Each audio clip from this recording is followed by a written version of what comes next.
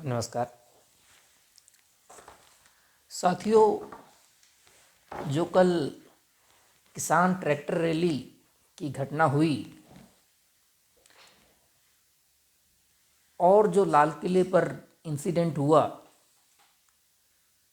उसके बाद तरह तरह की वाहियात बातें सरकार व उनके एजेंटों द्वारा फैलाई गई।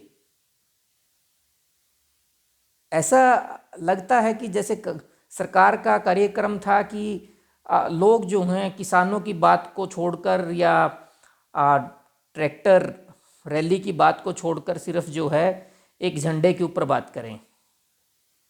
पहली बात तो मैं आपको कहूं कि हमारा अगर कानूनी पहलू से बात करें, हमारे भारत में एक फ्लैग कोड है। फ्लैग कोड में भी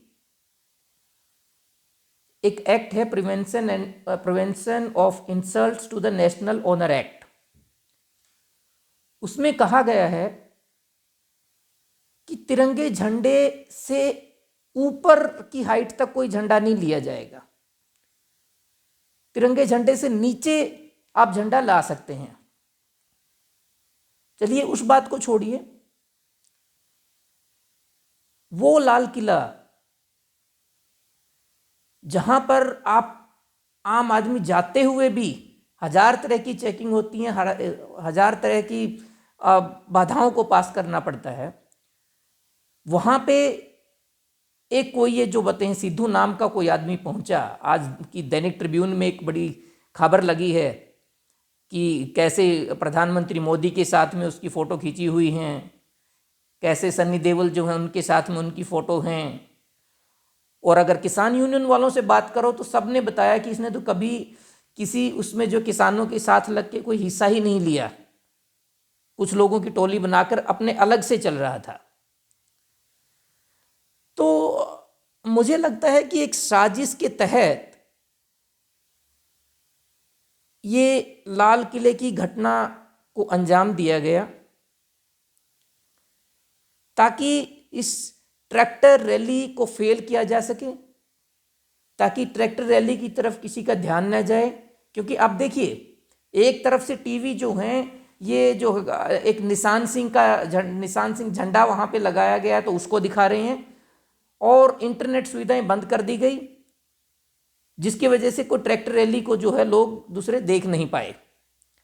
वरना शायद पूरे संसार में ये सबसे बड़ी ट्रैक्टर रैली होती और पूरे संसार को पता चलता कि किसान किस बुरी हालत में हैं और किन कारणों से उन्होंने ये ट्रैक्टर रैली के लिए मजबूर होना पड़ा।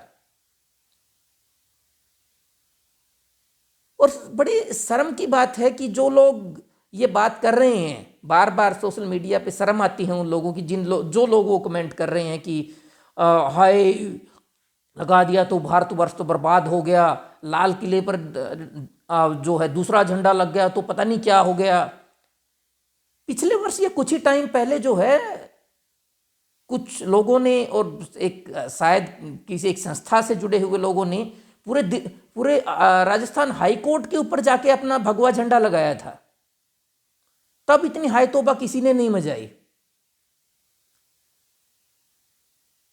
जो इस तरह की घटिया मानसिकता या किसान विरोधी लोग हैं, इन्हें ट्रैक्टरों पर लगे लाखों तिरंगे दिखाई नहीं दिए, लाखों लोगों का शांतिपूर्ण व अनुशासित ट्रैक्टर मार्च दिखाई नहीं दिया,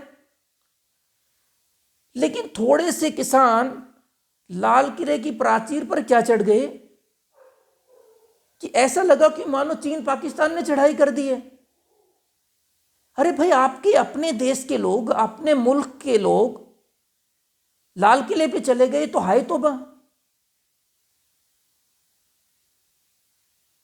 एक बात आप देखिए कि पूरे इस ट्रैक्टर मार्च में क्या कोई आगजनी हुई, किसी बिल्डिंग को हानि पहुंचाई गई, किसी की जान माल को नुकसान हुआ? हालांकि किसान की जरूर हत्या हुई है, वो जरूर एक शहीदी को प्राप्त हुए हैं। कि छुटमुट के जो है पुलिस के साथ छुटमुट कोई घटना हुई होंगी, जो कि एक नेचुरल है। जब कोई आंदोलन होता है तो हल्का फुल्की धक्का मुक्की जो है 10-20 लोग भी हैं तब भी होता है, वो नेचुरल है। तो पहली बात तो ये मान के चलें, जो लोग किसानों के पीछे जो हैं पड़े हुए हैं, उनको आतंकवादी या खालिस्तानी बनाने पे उतारू हैं, कि लाल किले पे जाना पहली बात में गैर कानूनी नहीं है। वो जा सकते हैं, वैसे भी जा सकते थे। दूसरी बात, झंडा किसने लहराया? जो आदमी पहले से ही एक राजनीतिक पार्टी के लोगों के साथ में फोटो खिंचा रहा है। तो क्या एक आम आदमी भी नहीं समझ सकता कि ये कितनी गहरी षड्यंत्र की बात हो रही है?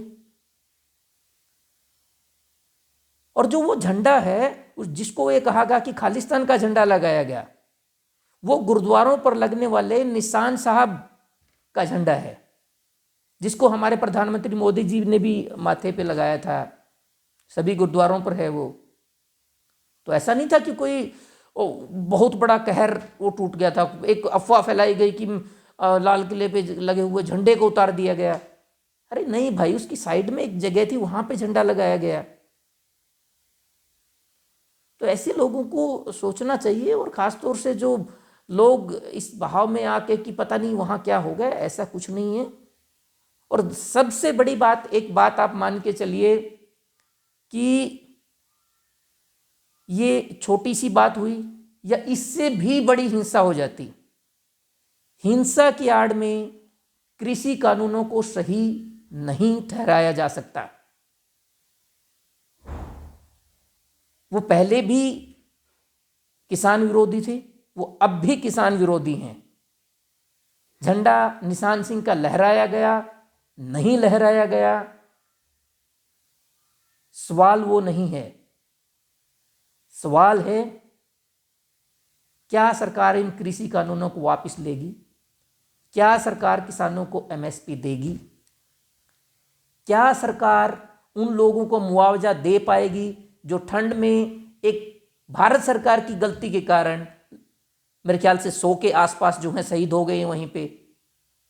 क्या उन लोगों को कोई हम भरपाई कर पाएंगे? आज तक इतना हल्ला, जितने पहले कितने किसान मरे, कोई हल्ला नहीं हुआ, कोई मीडिया हाउस नहीं चिल्लाया। अब एक निशान सिंह के झंडे पे जो है वहां पे एक तहलका मचा हुआ है। दुख होता है इन बातों को लेके।